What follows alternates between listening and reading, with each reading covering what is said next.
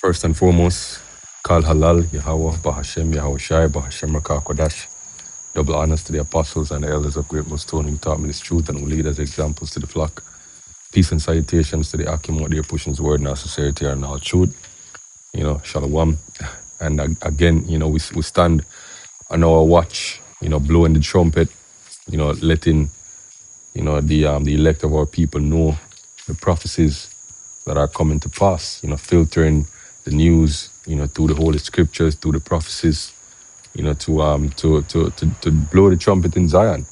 And one of the biggest things right now on the news, apart from the war over there in Iran, is this new law that's about to be put in place, later on this year in the United States, which is Mystery Babylon the Great, the new Babylon, that's gonna be destroyed wonderfully, by thermonuclear fire, from both her enemies and her allies, but several, brothers, elders, apostles have done videos on this, but we all have to chip in, to push the spirit, to push the word, so that's why, I'm putting in my 2 cents now, so automatic US military draft registration planned by December, right? Filing shows, and this is in from CNBC, right?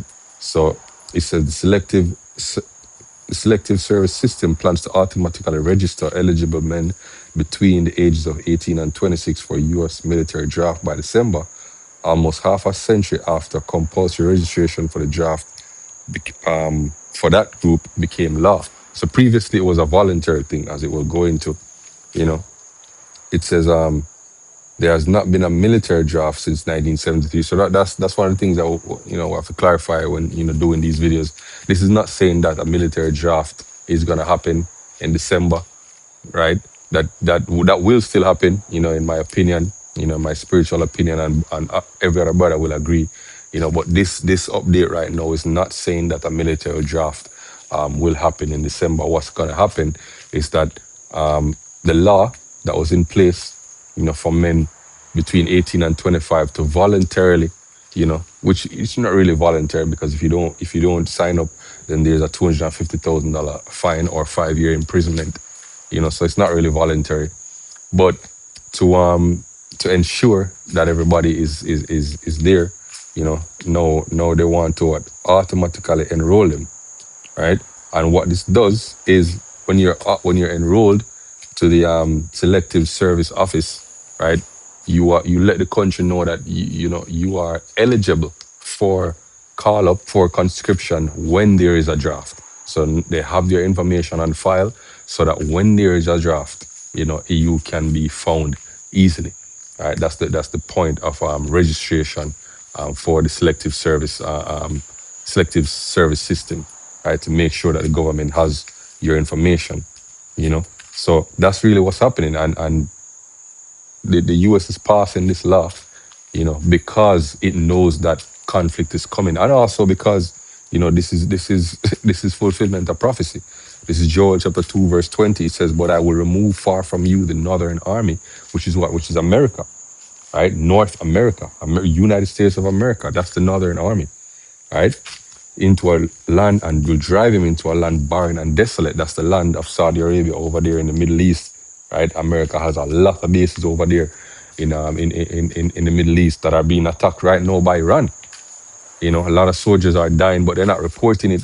They're fudging the numbers, to make it seem as if America is taking on minimal damage. But we know that's not true, and we know it's gonna intensify, as the conflict kicks off into a proper world war, right? So with his face toward the EC, right, which is what, the Persian Gulf, right, and his innermost part toward the utmost sea, which would be can't remember which sea it is. I believe it's the Red Sea behind him. So it pretty much it lines up with him facing Iran, right, which is gonna be the valley of Yahweh Shaphat. So it says, and his ill favor shall come up, right? His thing shall come up, his favor shall come up, right? Because he has done great things. So that a lot of young men are gonna be conscripted and drafted into the military and sent over there to the Middle East to die. They're not gonna come back, right? That's gonna be the end of them, right? This is Second Ezra chapter 16, and I'll start from verse 31. It says, even so in those days, which days? The time of Jacob's trouble to come, the time of massive civil unrest, massive famine, you know, massive uncertainty, perplexity, and the time of great war, right? Because the world is going to be plunged into a third world war, right? Even in those days, there shall be three or four left of them that search their houses with the swords. A few people left, and they're gonna be what searching searching places with sword to what to get food. If you watch any of those apocalyptic or end time movies, this is what you see, right? It said, and the earth shall be laid waste, and the fields thereof shall wax old, and her ways and all her paths shall grow full of thorns, because no man shall travel through. And that should remind you of movies like I Am Legend, where the virus pretty much wiped out the population, and then nature takes back the cities, and the paths get overgrown. Central Park turns into a forest, and Times Square turns into a pretty much a garden, with animals just roaming everywhere, right? It said, the virgin shall mourn, having no bridegrooms. The women shall mourn, having no husbands, and their daughters shall mourn, having no helpers. In the wars shall their bridegroom destroyed, and their husband shall perish of famine. Yeah, that's what's gonna happen. Your sons, your young men, right, are gonna be sent over to war. Right, there's gonna be very few men left. Right, and those that are left are gonna what? Are gonna die of famine, or die of civil unrest. Right, that's what's coming. Right? That's why we bring out news articles like this, because it points to the fulfillment of the prophecies coming to pass. Isaiah 13, right? And I'll start from verse 17. Right? Babylon fall into the Medes. And just to clarify, right, ancient Babylon, right, which was ruled by Nebuchadnezzar and his family, they did not fall in this manner that we're going to read. They fell by a surgical strike, right? The family of the king, the nobles were having a nice little party, getting drunk, and they were walked off, right? So Isaiah 13 is going into another Babylon getting destroyed violently. And that's the Babylon that exists right now, Mystery Babylon the Great, which is America. It says, behold, I will stir up the Medes against them, which is right now is fulfilled by the Russians, right? The Lord is going to put that spirit of war in the Russians, and scripture says he's going to put the hook between their jaws. He's going to pull them back, right? Pull them towards a war. We shall not regard silver, and as for gold, they shall not delight in it. Yeah, they're not going to do this for monetary gain. They're going to do it to pretty much fulfill the word of the Lord, right?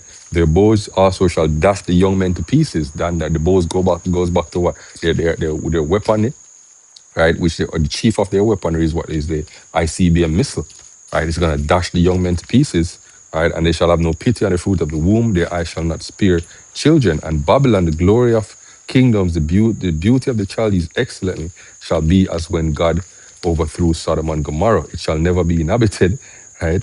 Neither shall it be dwelt in from generation to generation. Neither shall the Arabian pitch tent there, right? Neither shall the shepherds make their fold there. Yeah, it's just going to be a wasteland, right? It's just going to be a wasteland. Jeremiah 18 and verse 20, right? And this is pretty much Jeremiah being fed up with the Israelites here, but we use it to illustrate what's going to come as well. Jeremiah 18 verse 20, shall evil be recompensed for good, for they have digged a pit for my soul. Remember that I stood before thee to speak good for them and turn away thy wrath from them. Yeah, so he's saying no more. All right. Therefore, deliver up their children to the famine, pour out their blood to the force of the sword. Let their wives be bereaved of their children, right? And be widows, and let their men be put to death. Let the young men be slain by the sword in battle. That's what's gonna happen. All right. That's what's gonna happen. The young men are gonna be slain by the sword in the battle. All right, Jeremiah 51 and 3. Against him that bendeth the archer, that bendeth, let the archer bend his bow. And this is talking about against Babylon, because verse 1 says what? Thus saith the Lord, behold, I will raise up against Babylon and against them that dwell in the midst of them that rise up against me a destroying wind. All right, that's the that's the what was it called again? The when the missiles drop, there's the flash of light, boom, and then there's a wall, a shock wave that comes right after, boom, and just levels buildings. Right, that's that destroying wind. Right, and I will send unto Babylon funnels that shall fan her. That's the fire. right? And shall empty her land for the day of trouble. They shall for in the day of trouble they shall be against her round about. Against him that bendeth, let the archer bend his bow, and against him that lifteth himself up in his brigandine, spare ye not her young men, destroy ye utterly all her host. Right? So, hopefully this lesson was edifying. I believe the point is made. Until next time, shalom